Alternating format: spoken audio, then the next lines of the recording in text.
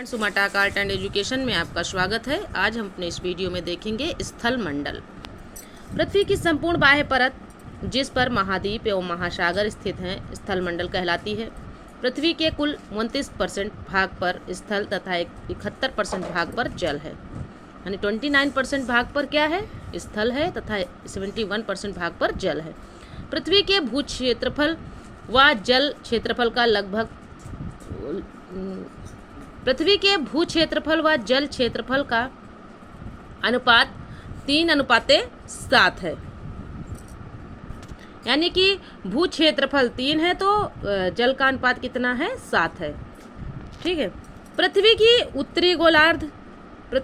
उत्तरी गोलार्ध का 61% तथा दक्षिणी गोलार्ध के 81% क्षेत्रफल में जल का साम्राज्य है।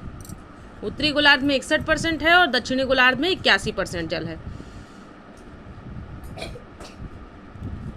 पृथ्वी पर अधिकतम ऊंचाई माउंट एवरेस्ट 8,850 मीटर की तथा अधिकतम गहराई मेरियाना गर्त यानी मेरियाना ट्रंच 11,022 मीटर की है। इस प्रकार पृथ्वी की अधिकतम ऊंचाई एवं अधिकतम गहराई में लगभग 20 किलोमीटर का अंतर है। स्थल मंडल महाद्वीपीय क्षेत्रों में अधिक मोटी 40 किलोमीटर और महासागरीय क्षेत्रों में अपेक्षाकृत पतली 12 से 20 किलोमीटर है। आगे देख लेते हैं चट्टान, रॉक्स। पृथ्वी की सतह के कठोर भाग को चट्टान कहते हैं। फिर से देख लेते हैं। पृथ्वी की सतह के कठोर भाग को क्या कहते हैं, चट्टान कहते हैं, जो पृथ्वी की बाहरी परत की संरचना की मूलभूत इकाई है। उत्पत्ति के आधार पर यह 3 प्रकार की होती है। चट्टान देख लेते हैं, रॉक्स। पृथ्वी की सतह के कठोर भाग को चट्टान कहते हैं, जो पृथ्वी की बाहरी परत की संरचना की मूलभूत इकाई है। उत्पत्ति के आधार पर यह 3 प्रकार की होती है, जैसा कि अभी मैंने पढ़ा था, बताया था। पहला है आग्नेय चट्टान, इग्नियस रॉक। यह मैग्मा या लावा के जमने से बनती है, जैसे ग्रेनाइट, बेसाल्ट, पेग्माइट, डायोराइट, ग्रेबो आदि। आग्नेय चट्टान स्थूल परत रहित, कठोर, संघनन एवं जीवाश्म रहित होती है। आग्नेय चट्टान में क्या क्या नहीं पाया जाता है, परत रहित होती है, पहली बात। दूसरी बात, इसमें जीवाश्म रहित यानी जीवाश्म नहीं पाया जाता है। आर्थिक रूप से यह बहुत ही संपन्न चट्टान है। आर्थिक रूप से यह बहुत ही संपन्न चट्टान है। इसमें चुंबकीय लोहा, निकिल, तांबा, सीसा, जस्ता, क्रोमाइट, मैग्नीज, सोना तथा प्लेटिनम पाए जाते हैं। ग्रेनाइट के 2 प्रमुख घटक हैं। ग्रेनाइट के 2 प्रमुख घटक कौन कौन से हैं देख लेते हैं, पूछे जाते हैं। सिलिका एवं एल्यूमिनियम। सिलिका एवं एल्यूमिनियम किसके घटक हैं, ग्रेनाइट के घटक हैं। बेसाल्ट में लोहे की मात्रा सर्वाधिक होती है। बेसाल्ट में लोहे की मात्रा सर्वाधिक होती है। इस चट्टान से काली मिट्टी का निर्माण होता है। इस चट्टान से किस मिट्टी का निर्माण होता है, काली मिट्टी का।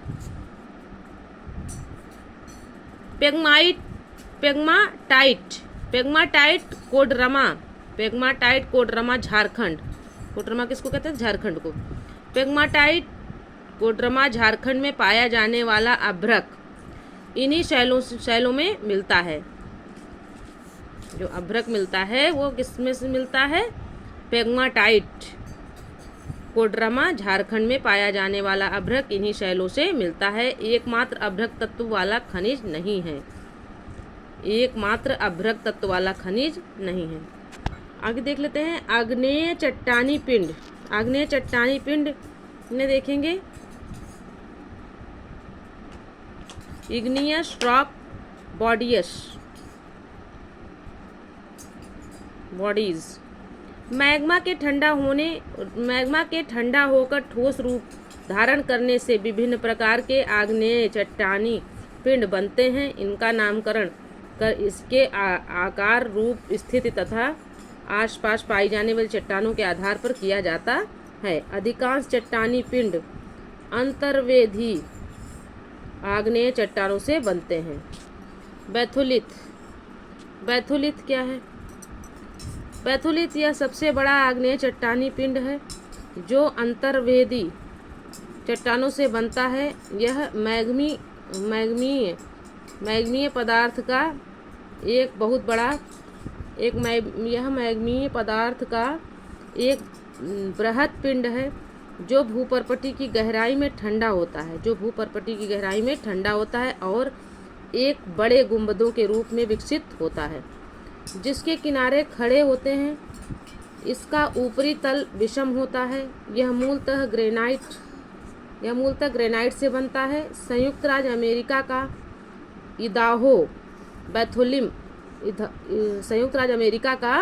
इदाहो बैथोलिथ 40,000 वर्ग किलोमीटर से भी अधिक विस्तृत है। कनाडा का कोस्ट रेंज बैथोलिथ इदाहो से भी बड़ा है। आगे देख लेते हैं स्टॉक क्या है। छोटे आकार के बैथोलिथ को स्टॉक कहते हैं। छोटे आकार के जो बैथोलिथ होते हैं उनको क्या कहते हैं? स्टॉक कहते हैं। इसका ऊपरी भाग गोलाकार गुंबदनुमा होता है। स्टॉक का विस्तार 100 वर्ग किलोमीटर से कम होता है।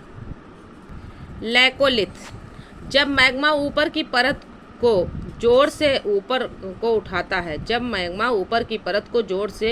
उठाता है और गुंबदाकार रूप में जम जाता है तो इसे लैकोलिथ कहते हैं। मैग्मा के तेजी से ऊपर उठने के कारण यह गुंबदाकार ठोस पिंड छतरीनुमा दिखाई देता है। उत्तरी अमेरिका के पश्चिमी भाग में लैकोलिथ के कई उदाहरण मिलते हैं। उत्तरी अमेरिका के पश्चिमी भाग में, कौन से भाग में? पश्चिमी भाग में लैकोलिथ के उदाहरण मिलते हैं। लैकोलिथ बहिर्वेधी ज्वालामुखी, एक मिनट, लोकोलिथ बहिर्वेधी ज्वालामुखी पर्वत का ही एक अंतर्वेधी प्रतिरूप है। आगे देख लेते हैं लोकोलिथ जब मैग्मा जाकर लोपोलिथ क्या है? अभी तक हम पढ़ रहे थे लोकोलिथ, अब पढ़ेंगे लोको नहीं पढ़ेंगे, अब पढ़ेंगे लैपोलिथ। ठीक है, अभी तक हम क्या पढ़ रहे थे? लैकोलिथ पढ़ रहे थे, अब पढ़ेंगे लैपोलिथ। अब पा आ जाएगा का की जगह। ठीक है, लैपोलिथ जब मैग्मा जाकर तस्तरीनुमा आकार ग्रहण कर लेता है तो इसे लैपोलिथ कहते हैं। लैपोलिथ दक्षिण अमेरिका में मिलते हैं। लैपोलिथ कहाँ मिलते हैं? दक्षिण अमेरिका में मिलते हैं। और लैकोलिथ कहाँ मिलते हैं? उत्तरी अमेरिका के पश्चिमी भाग में। फिर है फैकोलिथ क्या होता है? जब मैग्मा लहरदार आकृति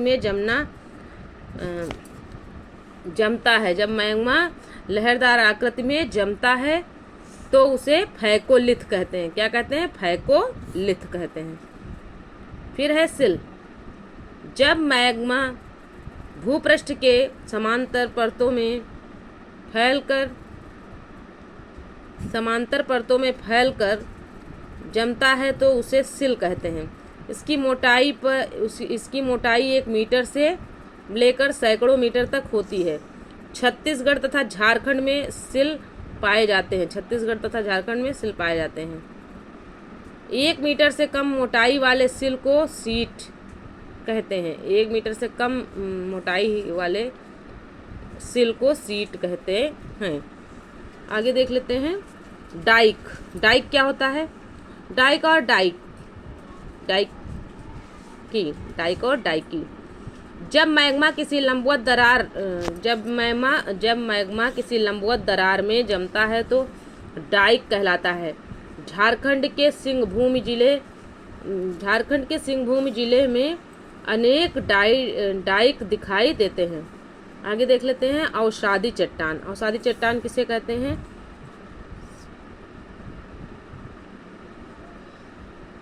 सेडिमेंट्री रॉक प्रकृति के कारकों द्वारा निर्मित छोटी छोटी चट्टानें किसी स्थान पर जमा हो जाती हैं और बाद के काल में दबाव या रासायनिक प्रतिक्रिया या अन्य कारणों के द्वारा परत जैसी ठोस रूप में निर्मित हो जाती हैं।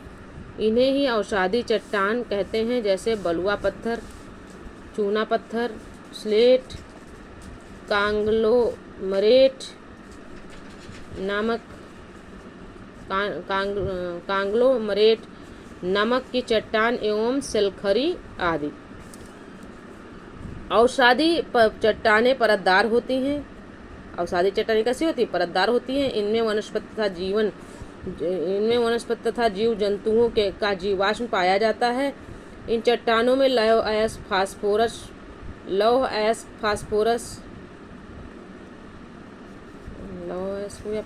हो, कोयला एवं सीमेंट बनाने की चट्टान पाई जाती है। आगे देखते हैं। खनिज तेल अवसादी चट्टानों में पाया जाता है। अप्रवेश चट्टानों की दो परतों के बीच यदि प्रवेश शैल की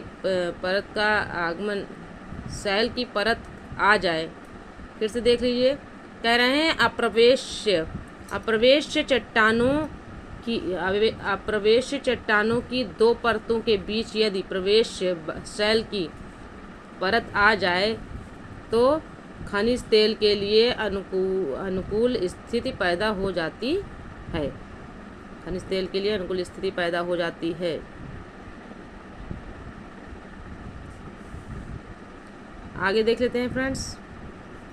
दामोदर महानदी तथा गोदावरी नदी बेसिनों की अवसादी चट्टान में कोयला पाया जाता है। आगरा का किला तथा दिल्ली का लाल किला बलुआ पत्थर अवसादी चट्टानों में कोयला पाया जाता है। आगरा का किला तथा दिल्ली का लाल किला बलुआ पत्थर नामक अवसादी चट्टानों से बना है। आगे देख लेते हैं। कायांतरित या रूपांतरित चट्टान, मेटामॉर्फिक रॉक। ताप, दाब एवं रासायनिक क्रियाओं के कारण आग्नेय एवं अवसादी चट्टानों से कायांतरित, जैसे स्लेट, संगमरमर, नाइस सिस्ट।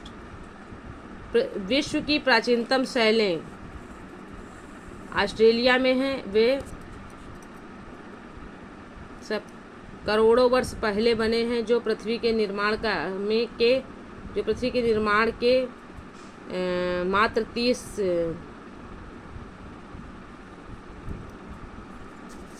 के मात्र 30 करोड़ पश्चात बना है। खनिज तेल अवसादी चट्टानों में पाया जाता है। प्रवेश चट्टानों की दो परतों के बीच यदि प्रवेश शैल की परत आ जाए तो खनिज तेल के लिए अनुकूल स्थिति पैदा हो जाती है। दामोदर महानदी एवं गोदावरी नदी बेसिनों की अवसादी चट्टान में कोयला पाया जाता है। आगरा का किला तथा दिल्ली का लाल किला बलुआ पत्थर नामक अवसादी चट्टानों से ही बना है। अब आ जाते हैं कायांतरित चट्टानों पे। मेटामॉर्फिक रॉक, कायांतरित चट्टान। ताप, दाब एवं रासायनिक क्रियाओं के कारण आग्नेय एवं अवसादी चट्टानों से कायांतरित चट्टान का निर्माण होता है, जैसे स्लेट, संगमरमर,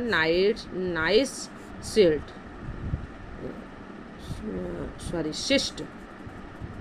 फिर से देख लेते हैं। स्लेट, संगमरमर, नाइस और सिस्ट। नोटेड पॉइंट में देख लेते हैं। विश्व की प्राचीनतम शैलें पश्चिमी ऑस्ट्रेलिया में हैं। वे 430 करोड़ वर्ष पहले बने हैं, जो पृथ्वी के निर्माण के मात्र 30 करोड़ पश्चात बना है। तो फ्रेंड्स, यह वीडियो यहीं तक था। मिलते हैं अगले वीडियो में। तब तक के लिए जय हिंद, जय भारत। वीडियो पसंद आए तो चैनल को सब्सक्राइब करें, वीडियो को लाइक करें, अपने दोस्तों में शेयर करें। Okay friends.